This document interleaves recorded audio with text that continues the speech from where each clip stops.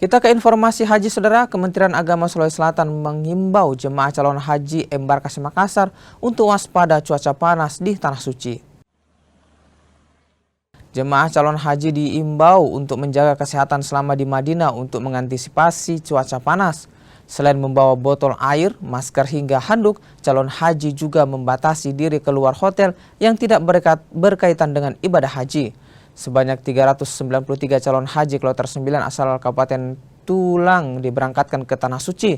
Calon haji kloter 9 terdiri dari 67 jemaah laki-laki dan 271 jemaah perempuan.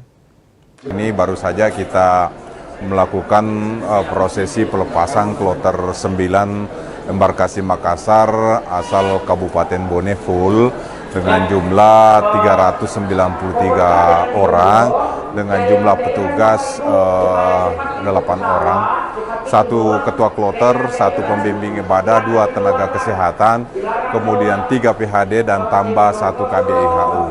Jadi ini seluruh yang berangkat atau ada yang tidak berangkat? Ya. Untuk ini ada yang tidak berangkat atau seperti apa? Setahu saya hari ini berangkat semua, ada kemarin memang sakit tapi alhamdulillah sudah baik, sudah ditangani oleh dokter, pada akhirnya juga bisa berangkat. Ya, saya kira.